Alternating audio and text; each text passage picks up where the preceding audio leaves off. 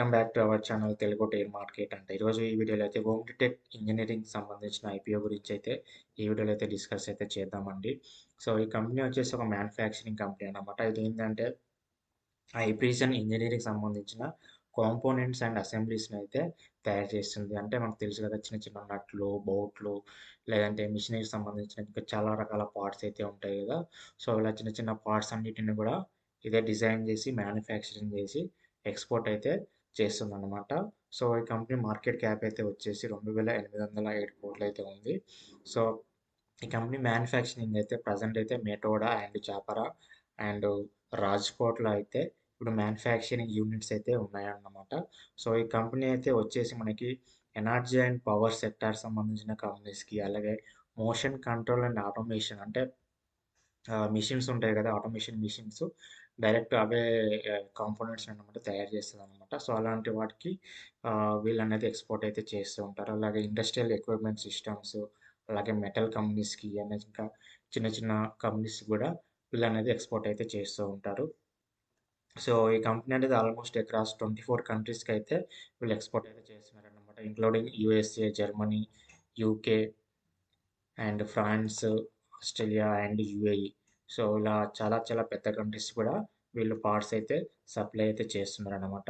So ఇది వచ్చేసి మనకి ఫిబ్రవరి 25, 2026 అయితే మనకి బిడ్డింగ్ అయితే స్టార్ట్ అవుతుంది. ఫిబ్రవరి 27 అయితే క్లోజ్ అవుతుంది అనమాట. మినిమం ఇన్వెస్ట్మెంట్ వచ్చేసి 14,256 రూపీస్. లాట్ సైజ్ వచ్చేసి 66 రూపీస్. ప్రైస్ రేంజ్ వచ్చేసి మనకి 216 నుండి 227 రూపీస్ అయితే ఇవ్వడం అయితే జరిగింది. ఇష్యూ సైజ్ వచ్చేసి 583 క్రోర్స్ అయితే ఇవ్వడం అయితే జరిగిందనమాట. అలాట్మెంట్ వచ్చేసి మనకు మార్చి 2 అవుతుంది. సో లిస్టింగ్ వచ్చేసి మార్చి 5 మనకి బీఎస్సీ అండ్ ఎన్ఎస్సిలో అయితే ఈ కంపెనీ అయితే లిస్ట్ అయితే అవుతుందన్నమాట. సో అది వచ్చేసి ఏంటంటే fresh capital come offer for sale కింద అన్నమాట. ఈ 583 కోట్లలో చూడండి 418 కోట్లు అనేది ఫ్రెష్ ఇష్యూ అన్నమాట. అంటే ఇది కంపెనీకి వెళ్ళిపోతుంది అనమాట. సో ఈ కంపెనీ వాళ్ళు మనకి 1.84 క్రోర్స్ షేర్స్ అయితే వీళ్ళు సెల్ అయితే చేస్తున్నారు. ఫేస్ వాల్యూ వచ్చేసి 5 రూపీస్. రిమైనింగ్ 165 క్రోర్స్ ఏదైతే ఉందో అది ఆఫర్ ఫర్ సేల్ అనమాట. అంటే ఎవరైతే ఎగ్జిస్టింగ్ షేర్ హోల్డర్స్ ఉంటారో ఆ షేర్ హోల్డర్స్కి ఈ 165 క్రోర్స్ అయితే వెళ్ళబోతుంది అనమాట. సో వారి దగ్గర నుంచి అయితే మనకి 73 ల్యాక్స్ షేర్స్ అయితే సెల్ అయితే చేస్తున్నారు.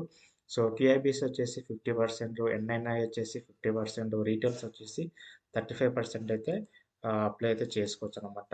సో దీని పర్పస్ ఏంటి అంటే, సో చూడండి ఇక్కడ ఫస్ట్ 50 క్రోర్స్ వచ్చేసి వీళ్ళు ఏంటంటే రీపేమెంట్స్ చేస్తున్నారు. రీపేమెంట్స్, ప్రీపేమెంట్స్ ఏవైతే ఉన్నాయో కొన్ని అప్పులు ఏవైతే ఉన్నాయో సో వాటిని క్లియర్ చేయడానికి వీళ్ళైతే 50 క్రోర్స్ అయితే యూజ్ చేయబోతున్నారు.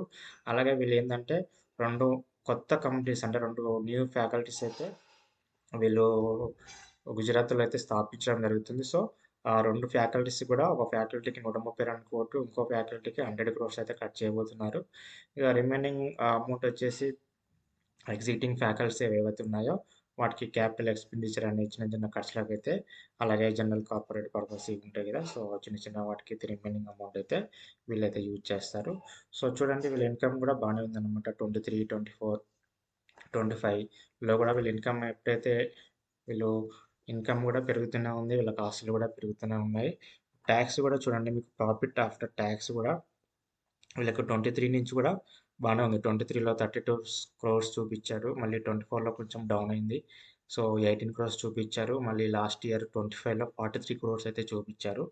సో ఇప్పుడు లాస్ట్ క్వార్టర్లో మాత్రం 27 చూపించారు అన్నమాట. సో ఇది హై అన్నమాట. ఒక క్వార్టర్లోనే 27 క్రోర్స్ చూపించారు కాబట్టి సో ఈ ఇయర్ అయితే పర్ఫార్మెన్స్ అయితే బాగుందని చెప్పుకోవచ్చు. ఎబిటేటా కానీ, నెట్వర్త్ ఇవి కూడా బాగానే ఉన్నాయి. బట్ ఇక్కడ చూడండి బారోయింగ్స్ అయితే మళ్ళీ 382 క్రోర్స్ అయితే ఉన్నాయి.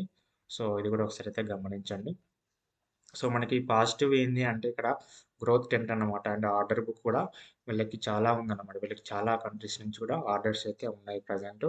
గ్రోత్ టెంట్స్ అంటే మనము ఏ ఎలక్ట్రికల్ అంటే ఏ మిషన్స్ తయారు చేయాలన్నా, ఏమన్నా ఒక కార్ తయారు చేయాలన్నా, ఒక ఏరోప్లేన్ తయారు చేయాలన్నా ప్రతిదీ చిన్న చిన్న బోల్ట్స్ కానించి ప్రతిదీ కూడా యూజ్ అవుతుంది. సో ఇలాంటి సెక్టార్లో ఇది కంపెనీ అనేది సో ఎప్పటికైనా గ్రోత్ ఉంటుంది కాబట్టి సో ఇది ఒక పాజిటివ్ కింద అయితే చెప్పుకోవచ్చు.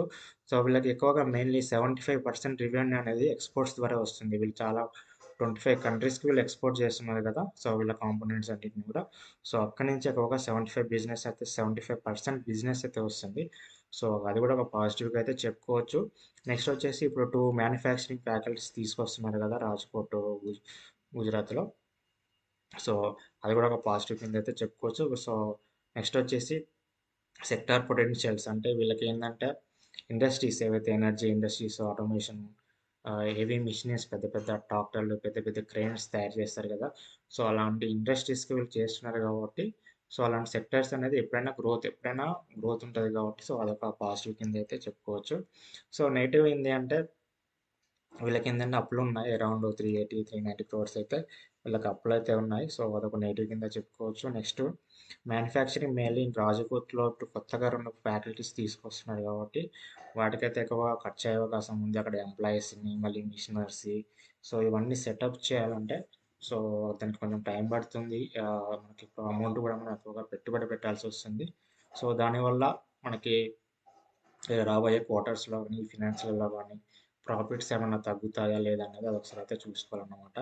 నెక్స్ట్ వచ్చేసి కస్టమర్ అండ్ మార్కెట్ ఎక్స్‌పోజర్ అన్నమాట. ఏంటంటే రెవెన్యూ అనేది ఎక్కువగా వీళ్ళకి పెద్ద పెద్ద కస్టమర్స్ నుంచి వస్తుంది కదా! సో మెయిన్‌లీ సో వాళ్ళ దగ్గర నుంచి ఎవరన్నా డ్రాప్ అయితే పరిస్థితి ఏందనేది సో అది కూడా ఒకసారి మనం చూసుకోవాలి. కంపల్సరీ ఒక బిగ్ క్లయింట్ ఒక పెద్ద క్లయింట్ వాళ్ళకి డ్రాప్ అయ్యారంటే ఇమ్మీడియేట్‌గా మార్జిన్స్ అనేది పడిపోతూ ఉంటాయన్నమాట. సో అదొకటైతే చూసుకోవచ్చు.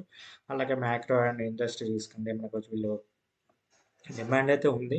బట్ ఏందంటే మనకి ఎవ్రీ కంట్రీస్‌లో గాని పాలిసీలు చేంజ్ అవుతూ ఉంటాయి. డిమాండ్స్ కూడా ఒక్కొక్కసారి తగ్గుతూ ఉంటది. ఒక్కొక్కసారి పెరుగుతూ ఉంటది.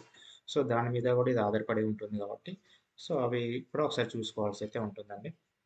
సో మనకి జీఎంపీ వచ్చేసైతే ప్రస్తుతానికైతే రూ. 15 ఉంది. అంటే ఆల్మోస్ట్ ఒక 66% అయితే గెయిన్స్ వచ్చే ఛాన్స్ అయితే ఉంది. బట్ ఇది యాస్ పర్ మార్కెట్ డేటా. అది ఫ్యూచర్‌లో లిస్టింగ్ టైంకి ఇలానే ఉంటదా? తగ్గుతదా? ఎలా ఉంటదనేది మీరైతే ఒకసారి అయితే ఆన్‌లైన్‌లో అయితే చెక్ చేసుకోండి. సో ఈ వీడియో నచ్చితే లైక్ చేయండి, షేర్ చేయండి. Thank you.